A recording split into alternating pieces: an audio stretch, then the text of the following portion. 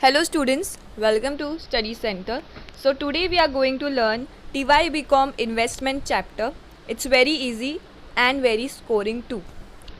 So देखते हैं guys कि इसमें क्या क्या लिखा हुआ है. तो ये जो है ये अपना क्वेश्चन रहेगा. ये बहुत सिंपल क्वेश्चन मैंने लिया फॉर योर बेसिक नॉलेज. तो आप लोग देख सकते हो ये illustration 28 purchase and sale at ex interest cum interest is given. तो before moving ahead ex interest और कम इंटरेस्ट क्या होता है मैं आप लोगों को बता देती हूँ. एक्स इंटरेस्ट और कम इंटरेस्ट वो होता है कि इस सम में हम लोगों को इंटरेस्ट भी दिया है. तो interest included and interest excluded. आगे मैं आप लोगों को बताऊंगी कि कम इंटरेस्ट और एक इंटरेस्ट क्या काम करता है. ओके तो यहाँ पर आप लोग देख सकते हो ये क्वेश्चन है हमारा. Miss Anusya furnished is following detail relating to a holding is 16% debenture or rupees 100 of limited held as current assets. तो जनवरी 1 ने उसने क्या करी, मतलब अपने डेबेंचर्स के साथ उसने क्या क्या करी. ओपनिंग हुआ मार्च 1 को, उसने 1000 डेबेंचर परचेस करी एक्स इंटरेस्ट पे. देन उसने मई है ना, हाँ सॉरी जुलाई 1 में सोल्ड करी 2000 डेबेंचर ऑन एक्स इंटरेस्ट. अक्टूबर में उसने परचेज करी 500 डेबेंचर एट ₹98 कम इंटरेस्ट. नवंबर 1 को उसने सोल्ड करी 2000 डेबेंचर और इंटरेस्ट डेट्स आर 30 सितंबर 31 मार्च.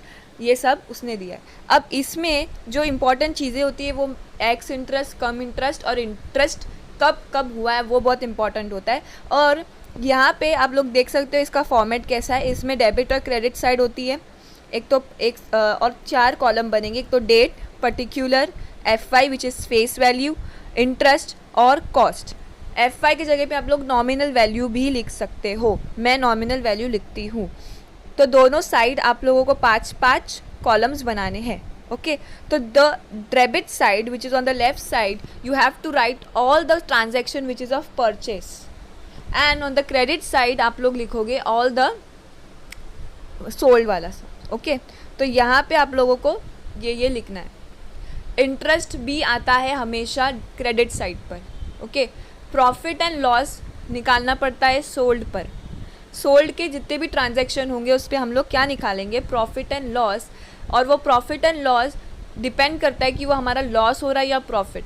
अगर वो प्रॉफिट होता है तो वो अपने डेबिट साइड पे आएगा ऑन द परचेसेस साइड, और अगर वो लॉस होगा तो वो क्रेडिट कॉलम पे आएगा on the credit side. Okay guys so let's see के हम लोग को क्या करना है आगे. और भी बहुत से पॉइंट्स होते हैं जो नोट करने जैसे कि इंटरेस्ट जो होता है वो सिर्फ इंटरेस्ट के कॉलम में उसकी अमाउंट लिखी जाएगी. बाकी नॉमिनल वैल्यू और जो हमारा ये होगा क्या नाम है कॉस्ट होगा उसमें उसकी कोई अमाउंट या फिर उसका कोई भी नोट नहीं आता है. दूसरी जो चीज़ होगी वो प्रॉफिट एंड लॉस होगी. उसमें सिर्फ हम लोग कॉस्ट के कॉलम में अमाउंट लिखते हैं, नॉमिनल वैल्यू या face value account side column में नहीं, ना ही इंटरेस्ट कॉलम पे. तो ये 2 चीज़ें भी होती है. और तीसरी जो इम्पोर्टेंट चीज़ होती है वो होती है कि हर मंथ जो होता है वो लाइन वाइज होना चाहिए. एक भी मंथ आगे पीछे नहीं होना चाहिए.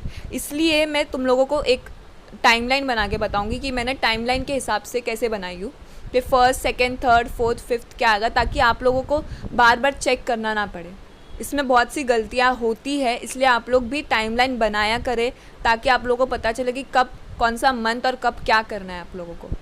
सबसे इम्पॉर्टेंट जो चीज़ होगी वो एक्स और कम इंटरेस्ट होगी जो आप लोगों को पता होनी चाहिए. Now let's start. ओके तो लेट्स स्टार्ट. तो हम लोग अभी देखेंगे सबसे पहला हम लोग अपने कॉलम्स बनाएंगे और उसके अंदर हमारा जो भी ऊपर लिखते हैं हम लोग इन the books of all that accounts जो हम लोगों को पता है बेसिक नॉलेज वो सब हम लोग लिख देंगे पहले.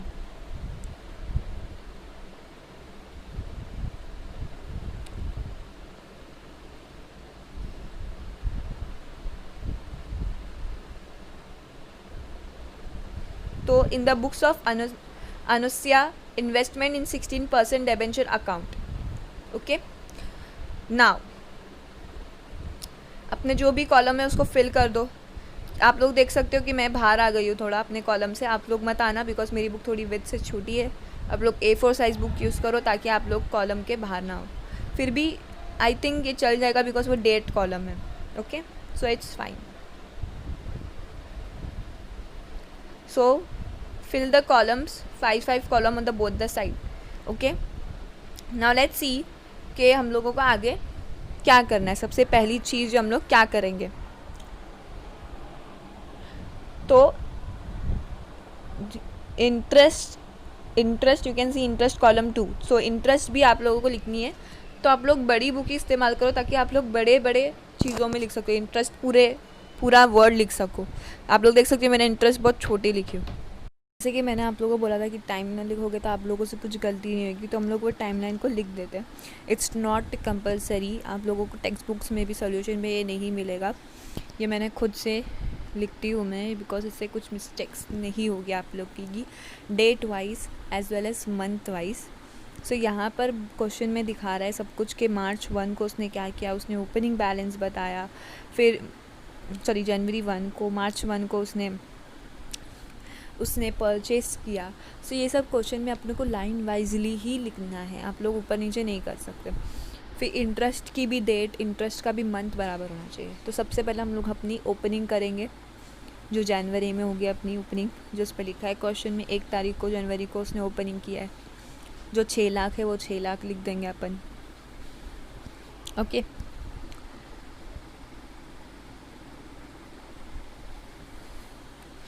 फिर से क्वेश्चन में जाएंगे, क्वेश्चन में देखेंगे जनवरी के बाद कौन सा मंथ इसमें बता रहा है। ओपनिंग अपना हो गया, उसके बाद अगर आप लोग देखोगे तो मार्च 1 तारीख को उसने परचेज़ किया 1000 debenture at ex interest 98 rupees. फिर अपन जाकर उसको टाइमलाइन में लिख देंगे कि जनवरी के बाद उसने मार्च में किया था। और गाइस एक्स इंटरेस्ट लिखना मत भूलना, because it's very important. X interest और इंटरेस्ट में एक्स इंटरेस्ट, कम इंटरेस्ट और इंटरेस्ट के भूल जाने की वजह से बहुत कुछ गड़बड़ होती है सम में और पूरे मार्क्स कट जाते हैं, इसलिए एक्स लिखना बहुत ज़रूरी है।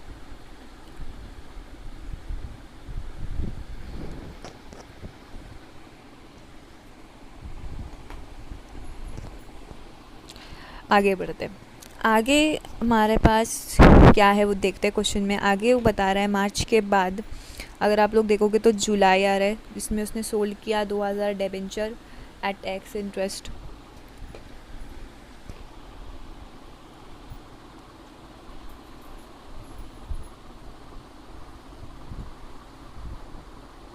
तो मैं लिख दे रही हूँ जुलाई 1 तारीख को उसने सोल्ड किया 2000 डेबेंचर्स, वो भी एक्स पे, तो मैंने वो लिख दी। तो मार्च के बाद जुलाई आएगा, तो इसलिए वहाँ पर हम लोगों को लिखना बहुत ज़रूरी है कि परचेस और सेल हुआ था, वरना आप लोग परचेस के कॉलम में सेल का अमाउंट लिख देंगे। सो परचेस सेल भी अपने टाइमलाइन में लिखना मत भूलना, एक्स और कम भी मत लिखना भूलना, सब कुछ प्रॉपरली टाइमलाइन में लिखना, ताकि आप लोग फिर, मैं टाइमलाइन इसलिए लिखती हूँ ताकि आप लोगों को क्वेश्चन में न जाना पड़े। ओके, फिर चौथी जो चीज़ आएगी वो आएगी अपनी, वो क्वेश्चन में देख चुके हैं अपन कि क्या लिखने का अपने को, सो वो अपन लिख देते हैं। चौथी जो चीज़ है अपनी, थर्ड चीज़ जो अपनी है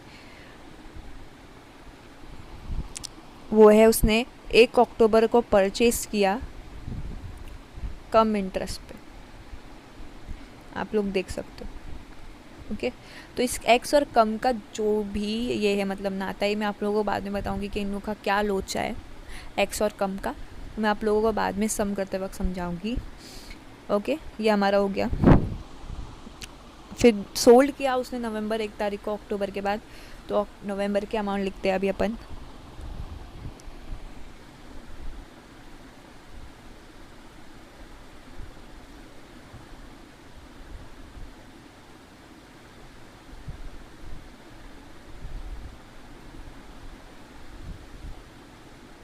सो नवंबर की 1 तारीख को उसने क्या किया, उसने सेल किया राइट डेबेंचर्स, तो उसका अमाउंट अपन लिख देंगे कि 2000 डेबेंचर उसने सेल किया, वो भी कम इंटरेस्ट पे, सॉरी एक्स इंटरेस्ट पे उसने सेल किया।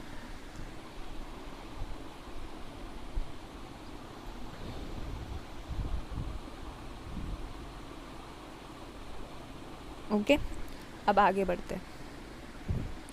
आगे अपना इंटरेस्ट आता है 1 सितंबर और 1 ओके, तो ये हमारा टाइमलाइन है। 31 मार्च को इंटरेस्ट पे किया था, 30 को भी इंटरेस्ट पे हुआ। ओके, 30 को भी इंटरेस्ट और उस पर भी इंटरेस्ट। अभी यहाँ पर जनवरी, मार्च, जुलाई, अक्टूबर के पहले हम ये लिखेंगे, इसलिए मैंने इसको नंबर दी हूँ 1, 2, 3 फिर 4, क्योंकि सितंबर के बाद अक्टूबर आता है, November and then March. This is 2020, कि ये 2020 है, तो नवंबर देन मार्च।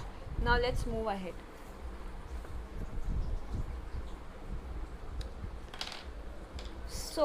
क्योंकि हमारा जो ईयर स्टार्ट होता है वो अप्रैल में स्टार्ट होता है और मार्च में ख़त्म होगा, तो 1 अप्रैल को 2019 को स्टार्ट हुआ और मार्च 31 2020 को ख़त्म। So let's start. तो हमारा पहला टाइमलाइन बता रहा है कि उसने Jan 1 को opening stock which is 6 lakh, मतलब उसने ये किया था। So let's write. तो उसने हम लोगों को फेस वैल्यू दिया है, उसने हम लोग को फेस वैल्यू दिया, कॉस्ट दी है, मतलब हमको क्या फाइंड आउट करना है, इंटरेस्ट। तो लिख देते हैं यहाँ पे जनवरी 1, पर्टिकुलर में लिखेंगे to balance brought down. Okay, opening stock नहीं लिखना है, बैलेंस ब्रॉट डाउन लिखेंगे ओपनिंग स्टॉक के लिए। उसके बाद उसने हम लोगों को नॉमिनल वैल्यू दिया है, फेस वैल्यू दिया है जो है 6 लाख। ओके, उसने इंटरेस्ट नहीं दिया, इंटरेस्ट हमें फाइंड आउट करना है। और उसने कॉस्ट दिया है 5,90,000। ओके, अब इंटरेस्ट फाइंड आउट करना है। इंटरेस्ट फाइंड आउट करने का तरीका मैं बताती हूँ। ओके, तो मैं यहाँ पे लिख देती हूँ working note number 1, interest on opening stock. हमारा जो हमारा जो ये है, क्या नाम है इसका, फेस वैल्यू है, उस पर ही इंटरेस्ट निकलता है। The nominal value is the amount from which we have to find the interest. Okay, समझ में आया? तो हमारा जो नॉमिनल वैल्यू कितना है, 6 लाख, तो हम लोग लिख देते हैं यहाँ पे 6 लाख। ये एक काम। अब उसने क्वेश्चन में बताया है कि डिटेल्स रिलेटिंग में उसने बताया था कि जो होल्ड कर रहा है डिबेंचर वो 16% पे। दिखा देती हूँ आप लोगों को, जो उसने क्वेश्चन में साफ साफ लिखा है कि होल्डिंग ऑन 16% डिबेंचर एट ₹100, उसका फेस वैल्यू है 16% पे होल्ड हुआ है। तो उसको क्या करेंगे हम लोग, 16% से मल्टीप्लाई, ये एक हो गया हमारा काम। फिर इसको परसेंट से डिवाइड करके हम लोगों को मंथ्स देखने हैं। तो ये 1 जनवरी की बात है, राइट? 1 जनवरी की बात है, तो इसके पहले कौन सा मंथ आता है, दिसंबर। तो ये जो 2019 की बात है, तो सॉरी सितंबर, क्योंकि सितंबर और तो कभी किया उसने 31 मार्च को उसने इंटरेस्ट पे किया है, राइट? 30 को और 31 मार्च को उसने इंटरेस्ट पे किया। तो जनवरी से पहला क्या आएगा, सितंबर आएगा या मार्च आएगा, सितंबर। तो सितंबर से जनवरी हम लोग गिनेंगे कितने मंथ्स होते हैं। तो सितंबर 30, तो सितंबर नहीं गिनेंगे हम लोग, अक्टूबर से गिनेंगे, अक्टूबर, नवंबर, दिसंबर। जनवरी क्यों नहीं लेंगे, बिकॉज ये जनवरी 1 की बात है, तो हम लोग डायरेक्ट लिख देंगे 3 मंथ्स डिवाइड बाई 12। इसको जब आप कैलकुलेट करोगे तो आपको मिलेगा 24,000 जो है आपका इंटरेस्ट। तो let's go and write over there कि हमारा जो इंटरेस्ट है वो कितना है, 24,000। Okay guys, okay. सो हमारा फर्स्ट टाइमलाइन हो गया, हमारा ओपनिंग स्टॉक हम लोगों ने लिख दिया। अभी दूसरा देखते हैं कि मार्च 1 को उसने अपने को परचेज करने के लिए बोला एक्स इंटरेस्ट पे। अब बारी आती है एक्स और कम की। सो एक्स मतलब एक्सक्लूडेड, कॉस्ट में इंटरेस्ट नहीं है मतलब, और कम मतलब कॉस्ट के अंदर इंटरेस्ट दिया हुआ है। तो आप लोग अगर देखोगे इंटरेस्ट का कॉलम अलग है, इंटरेस्ट हमें अलग से लिखना है। तो अगर वो कॉस्ट में आ रहा है मतलब हम लोग को इंटरेस्ट उसमें से माइनस करना पड़ेगा। समझ में आया? तो अभी मैं जब लिखूँगी तो आप लोगों को प्रॉपरली समझ में आएगा कि मैं क्या बता रही हूँ, मैं क्या बताना चाहती हूँ और वो कैसे करेंगे। ओके, सो मार्च 1 को 1000 डिबेंचर एक्स इंटरेस्ट पर उसने परचेज किया था। तो अभी अपन उसको लिख देते हैं।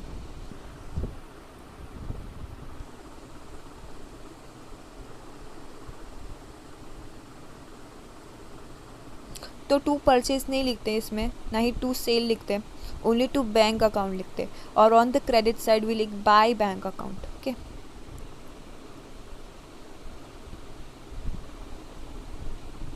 तो उसने 1000 डिबेंचर परचेज किया था, राइट, उसने 1000 डिबेंचर परचेज किया था और एट कम इंटरेस्ट ₹98। तो भी हम लोग इसका कॉस्ट निकालेंगे और इसका नॉमिनल वैल्यू निकालेंगे, बिकॉज उसमें नहीं दिया है। ओपनिंग स्टॉक के टाइम पे उसने नॉमिनल वैल्यू कॉस्ट दोनों दिया था। तो अभी हम लोग क्या करेंगे, 1000 डिबेंचर को अपनी फेस वैल्यू से मल्टीप्लाई करेंगे। जो हमारे ऊपर वाले सेंटेंस में क्वेश्चन के दिया हुआ है वो 100, उससे हम लोग उसको मल्टीप्लाई करेंगे। देखो, वर्किंग नोट नंबर 2। ओके, तो मार्च 1 की बात है, हम लोग ने मतलब उसने परचेस किया था, तो नॉमिनल वैल्यू अपन फाइंड आउट करेंगे पहले उसकी। तो नॉमिनल वैल्यू लिख देती हूँ मैं, 1000 रुपया उसने बोला, 1000 की उसने बोला, तो 100 से उसको मल्टीप्लाई करूँगी जो उसकी फेस वैल्यू है, तो आप लोगों को मिलेगी उसकी अमाउंट, जो आप लोगों को मिलेगी कैलकुलेट करने के बाद वो होगी 1 लाख।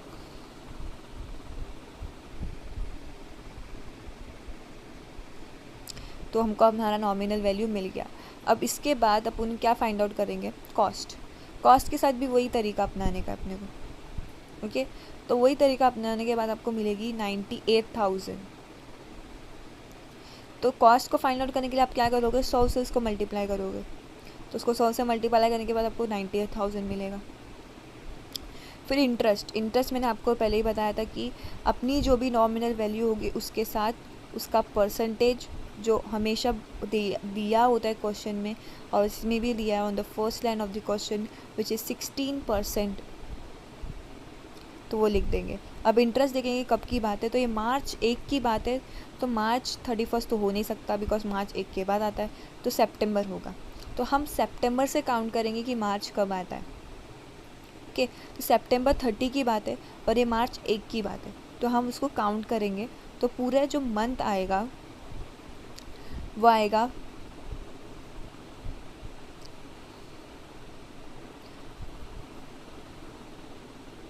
वो आएगा 5 मंथ्स। ओके, तो 16% एंड 5 मंथ से हम लोग उसको मल्टीप्लाई करेंगे।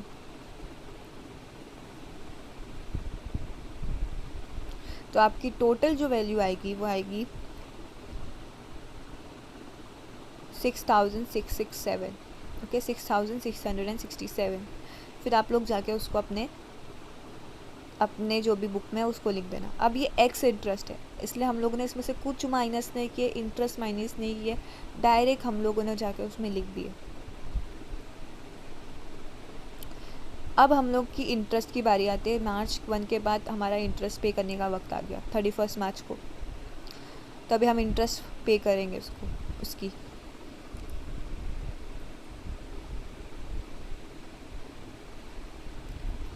तो always interest come on the credit side, always याद रखना। ओके, सो 31 मार्च बाय बैंक अकाउंट के इंटरेस्ट के लिए भी इंटरेस्ट अकाउंट नहीं लिखना है, बाय बैंक अकाउंट लिखना है। मैंने स्टार्टिंग ऑफ द वीडियो ही आप लोगों को बताया था कि इंटरेस्ट में सिर्फ इंटरेस्ट के कॉलम में ही मेरे को अपना अमाउंट लिखना है, not in the nominal value, not in the cost, कुछ नहीं आएगा, only in the interest column.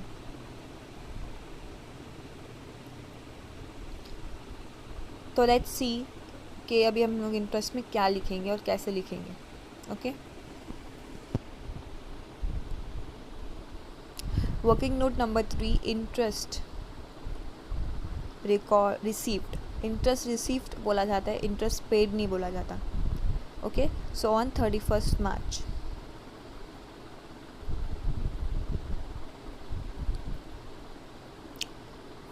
Interest की अमाउंट है वो कैसे मिलेगी आप लोगों को, जो आपकी फेस वैल्यू होगी, face value of both the side देखेंगे हम लोग, on the purchase side and on the sell side, on both the debit and the credit. अगर आप लोग नोटिस करोगे तो अब तक मार्च से पहले हम लोग की 2 ही ट्रांजैक्शन हुए और सिर्फ हमारे पास डेबिट साइड पर ही नॉमिनल वैल्यू है, फेस वैल्यू है, which is 6 lakh and 1 lakh. अगर आप इस साइड देखो क्रेडिट साइड, तो यहाँ पर आपको कोई भी अमाउंट नहीं मिली अभी तक नॉमिनल वैल्यू की, तो आपको सिर्फ यहाँ पे मिली, सो विल प्लस इट। अगर बाई चांस यहाँ पर कोई भी वैल्यू होती ऑन द नॉमिनल साइड, तो वो इनको प्लस करने के बाद इनसे माइनस करते हम लोग, पर यहाँ पर नहीं दी है तो we will not do that. Okay, तो लेट्स प्लस इट। तो आप लोगों को जब आप 6 लाख और 1 लाख को प्लस करोगे तो आप लोगों को मिलेगा 7 लाख। ओके, क्या मिलेगा आप लोगों को? 7 लाख। तो यहाँ पर मैं लिख देती हूँ कि 7 लाख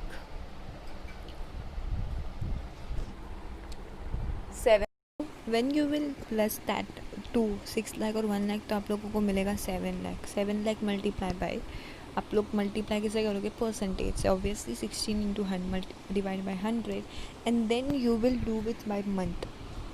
ओके, तो मार्च के पहले जो मंथ था सितंबर, उससे गिनेंगे तो 6 मंथ आता है, तो आपकी अमाउंट आएगी 56,000। ओके, सो आप लोग उसको अपने बुक में इंटरेस्ट के कॉलम में लिखोगे। ओके, नाउ लेट्स सी कि हमको तीसरा चीज़ क्या करनी है। तीसरी चीज़, जुलाई 1 को उसने सोल्ड किया था एक्स इंटरेस्ट पे। ओके, तो लेट्स सी कि अभी क्या करना है अपने को ना। Working note number 4, working note number 4 में हम लोग अपना इंटरेस्ट सोल्ड का वर्किंग करेंगे।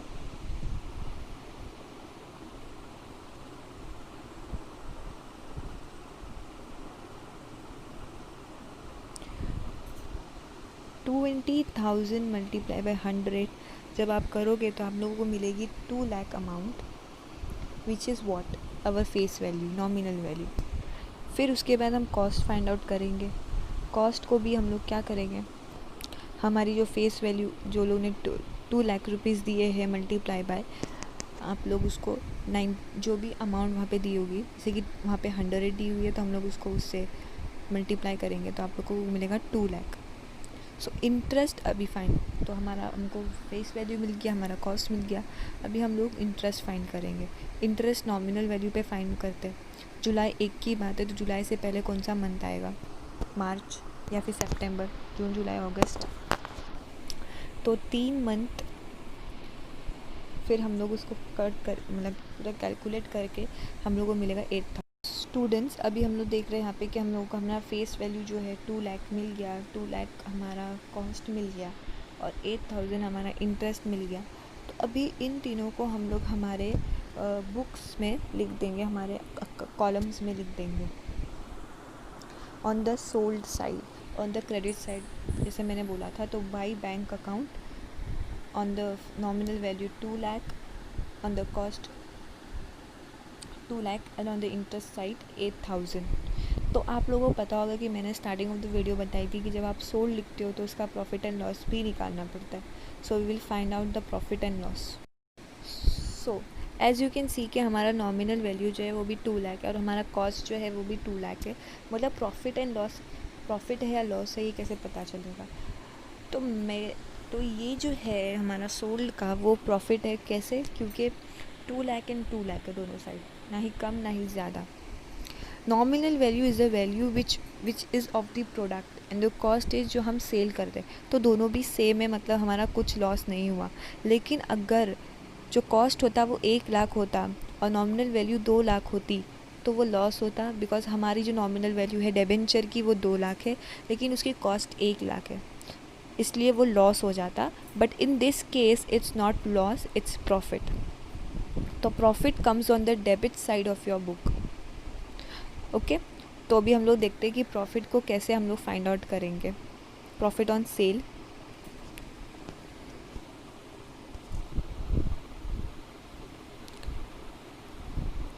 नाउ विल सी कि प्रॉफिट कैसे कैलकुलेट करेंगे। तो हमारी जो नॉमिनल साइड्स है वो देखेंगे हम लोग। तो ऑन द डेबिट साइड वहाँ पे 2 है और हमारा जो सोल्ड की जो अमाउंट ट्रांजैक्शन उसके पहले कुछ नहीं हुआ, तो हम लोग वो 2 लाख नहीं ले सकते। तो हम लोग ये 2 साइड जो हमारे डेबिट साइड में है 7 लाख वो लेंगे। फिर हम लोग कॉस्ट साइड देखेंगे तो कॉस्ट साइड में है हमारी amount on the debit side, उसको प्लस करेंगे।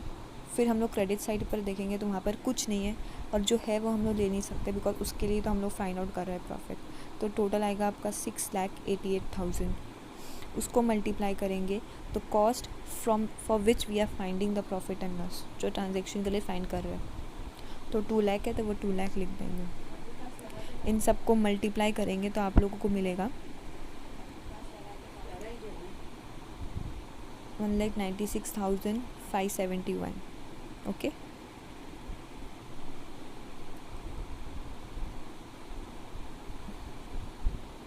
फिर आप लोग इसको 2 लाख से माइनस करोगे तो आप लोगों को मिलेगा 3,429। ये जाकर आप लोग आपके प्रॉफिट कॉलम में लिखोगे, मतलब ऑन द प्रॉफिट। सो ये प्रॉफिट है, तो मैंने आप लोगों को पहले ही बोली थी कि प्रॉफिट कहाँ आएगा, डेबिट साइड पर, तो हम लोग डेबिट साइड पर जाके लिख देंगे। जुलाई 1 की बात है इसलिए डेट पर आएगा जुलाई 1।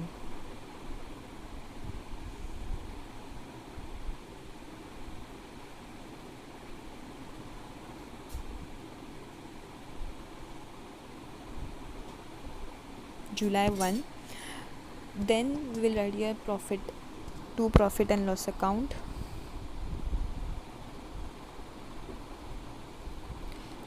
नॉमिनल वैल्यू में कुछ लिखना नहीं है, इंटरेस्ट में कुछ लिखना नहीं है, सीधा कॉस्ट में हमारा जो माइनस करा हुआ अमाउंट है वो डालेंगे हम लोग, which is 3,429। Simple. Now let's see next क्या है। तो हम लोगों ने हमारा जो भी ये यहाँ पे लिख दिया। अब इसके बाद जो अमाउंट आ रही है जुलाई सोल्ड के बाद वो है अगस्त। तो मैंने देखा यहाँ पे 5th, सॉरी फिर जुलाई के बाद यहाँ पे मैंने लिखी हूँ 5th, मतलब ये आएगा सितंबर। तो टाइम लाइन में गाइस आप लोग लाइन से लिखोगे तो बेहतर होगा, मैंने थोड़ा ऊपर नीचे कर दियो, तो आप लोग ऐसा मत करो, आप लाइन से लिखो तो आप लोगों को बराबर समझ में आएगा। सो सितंबर 30 को उसने इंटरेस्ट पे किया है, मतलब अपना रिसीव अमाउंट है ये इंटरेस्ट वाली। तो अभी हम लोग लिखते हैं वर्किंग नोट नंबर 5, जो है हमारा इंटरेस्ट रिसीव्ड।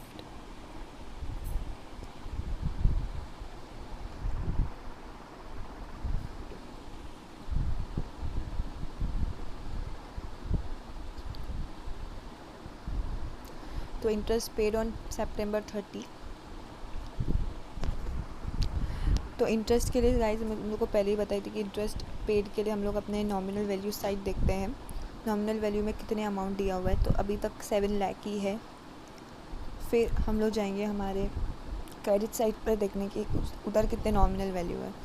तो उधर अभी तक 2 लाख रुपये आया है। तो इस 7 लाख को और इस 7 लाख को 2 लाख से माइनस करेंगे हम लोग, तो हम लोगों को मिलेगा 5 लाख। और इस 5 लाख पर हम लोग हमारा इंटरेस्ट रिसीव फाइंड आउट करेंगे।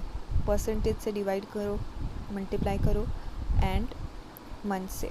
तो ये की बात है सितंबर की, तो हम लोग मार्च से इसका नॉमिनल वैल्यू इसका मंथ निकालेंगे।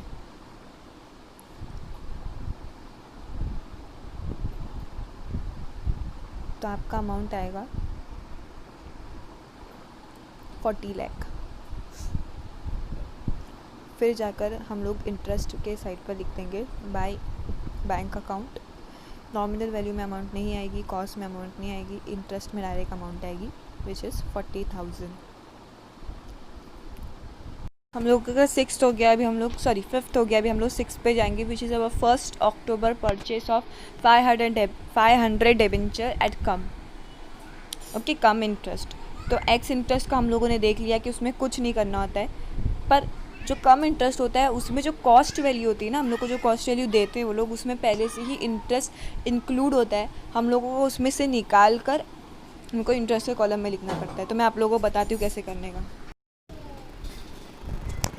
सो now we will do our working note. तो सबसे पहले नॉमिनल वैल्यू निकालेंगे हम लोग, और उसकी नॉमिनल वैल्यू 500 डिबेंचर्स है, उसके साथ हम लोग 100 उसकी जो फेस वैल्यू दी है उसे मल्टीप्लाई करेंगे एज़ यूजुअल जो हम लोगों ने पहले ही करे, तो 5 लाख मिलेगा। कॉस्ट निकालेंगे which is 500 multiply by 98 at cum interest जो उसने दिया है हम लोगों को, तो हम लोग कम इंटरेस्ट पे उसका निकालेंगे, तो इट विल कम 49,000। ओके, अब मैंने तुम लोग को बोली थी कि कम इंक्लूडेड, कम मतलब कॉस्ट शीट के अंदर, कॉस्ट शीट बोल रही हूँ, कॉस्ट वैल्यू के अंदर इंक्लूडेड है इंटरेस्ट। तो अभी हम लोग उसको निकालेंगे, उसके लिए हम लोगों को सबसे पहले इंटरेस्ट फाइंड आउट करना पड़ेगा। तो लेट्स सी कि इंटरेस्ट कितना आता है। तो इंटरेस्ट फाइंड आउट करने के लिए हम लोग फेस वैल्यू लेंगे मल्टीप्लाई बाय 16% जो हमारा डिबेंचर का परसेंटेज दिया हुआ है, उसके बाद हम लोग मंथ से डिवाइड करेंगे, या अक्टूबर के पहला आता है या मार्च, तो सितंबर आता है, तो सितंबर से हम लोग गिनेंगे। अगर आप लोग गिनोगे तो कुछ भी नहीं आएगा, बिकॉज सितंबर और अक्टूबर में ज़्यादा कुछ फ़र्क नहीं है, इसलिए मतलब सितंबर 31 की बात है और अक्टूबर 0 की बात है, इसलिए नील हो गया है। ओके, तो नील होने के बाद हमारा कोई भी इंटरेस्ट नहीं मिलेगा, मतलब 49 मतलब नहीं रहेगा, हम लोगों को कुछ लिखना ही नहीं है। जैसे कि 49,000 कॉस्ट में है, तो मैंने आप लोगों को बोला कि उसमें इंक्लूडेड होता है, लेकिन ये नील हो गया, बस यहाँ पे है ही नहीं, तो हम लोग उसको नहीं लिखेंगे। उसके बाद हम लोग working note number, last working note which is November 1 sold की, वो देखेंगे। ये सब अपना 2 लाख रुपीज़ जो था वो फेस वैल्यू आया, वो फेस वैल्यू लिखेंगे। हमारा 1,98,000 कॉस्ट आया, वो कॉस्ट लिखेंगे।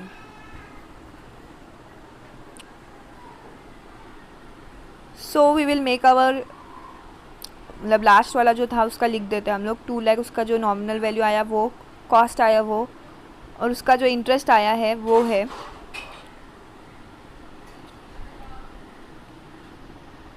2,667। ओके, अब हम लोग उसका प्रॉफिट एंड लॉस देखेंगे। तो कॉस्ट उसकी आई है वैल्यू, नॉमिनल वैल्यू से कम, इसका मतलब ये अपना लॉस है ना।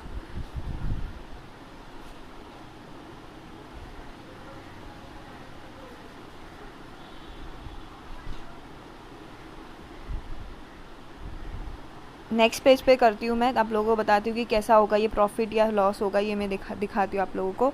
तो हम लोग प्रॉफिट एंड लॉस के लिए क्या करते हैं, नॉमिनल वैल्यू सब लेते हैं और कॉस्ट को सब लेते हैं और उसको माइनस करते हैं from the credit nominal value and the cost value, जो हम लोगों ने पहले कर चुके हैं, मैंने बता चुकी है आपको कैसे करना है। सेम चीज़ हम लोग इसमें भी करेंगे for finding that profit and loss.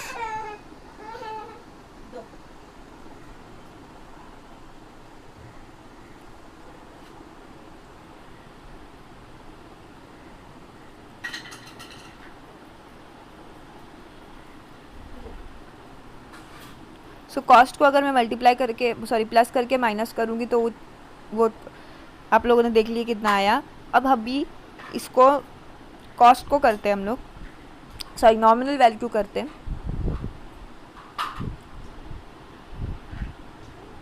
On the debit side के प्लस करो और ऑन द क्रेडिट साइड की नॉमिनल वैल्यू को माइनस करो, तो आपका टोटल आएगा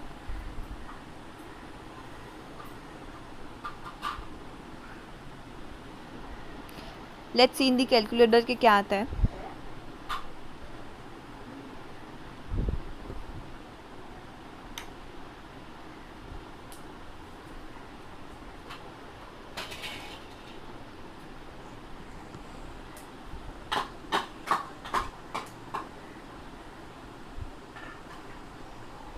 तो उस साइड के जो डेबिट साइड के प्लस करके हम लोग ये 2 लाख जो है इसको माइनस करेंगे।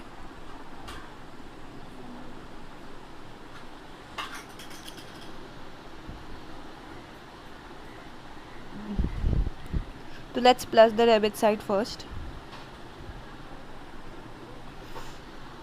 Minus 2 lakh will give you 5,50,000।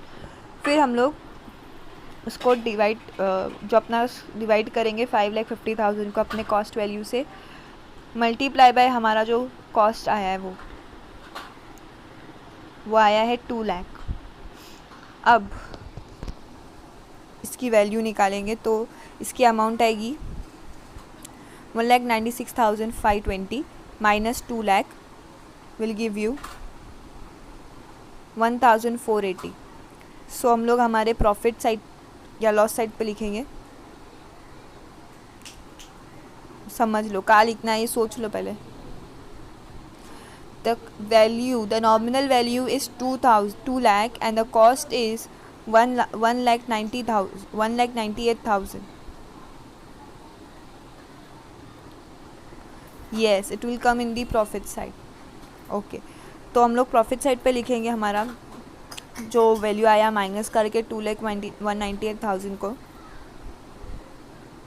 Okay, तो पहले मैंने आप लोगों को बोली थी कि जब वर्किंग नोट में मैं आप लोगों को बोली थी कि ये लॉस है, पर ये लॉस नहीं है, ये प्रॉफिट है, बिकॉज ये 2 लाख के ऊपर नहीं गया. अगर ये 2 लाख के ऊपर जाता कॉस्ट तो वो लॉस हो जाता हमारा.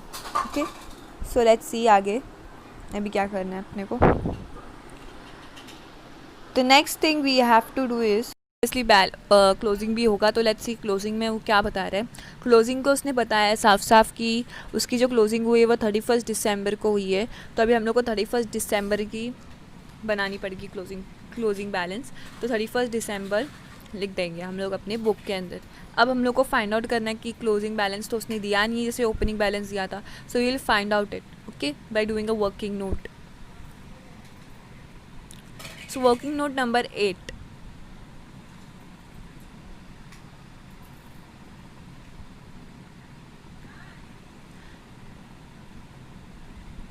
Closing balance, right. उसके बाद अभी हम लोगों को क्या करना है, अपनी जितनी भी नॉमिनल वैल्यू आई है उनको माइनस करना है. तो वो साइड की और ये साइड की मिलाकर आप लोग अगर प्लस और माइनस करोगे तो आपकी नॉमिनल वैल्यू आपको मिलेगी which will be 3,50,000.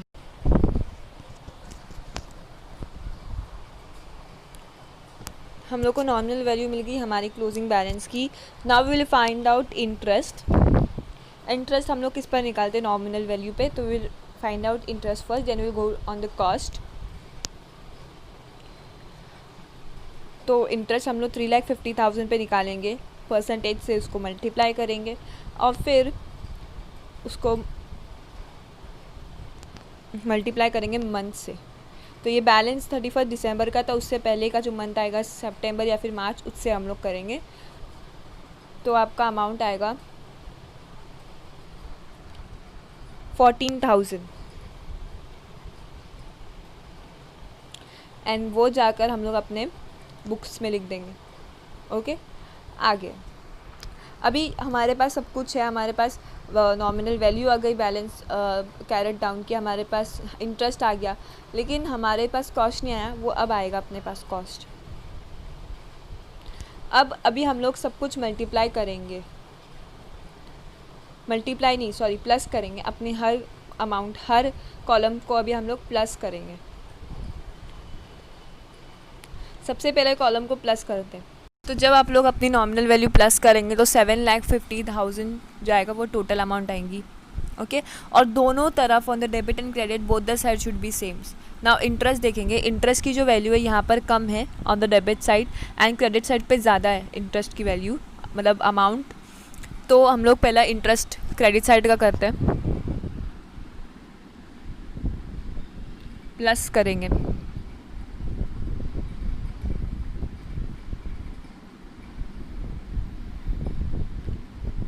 Plus 14,000 total आ रहा है.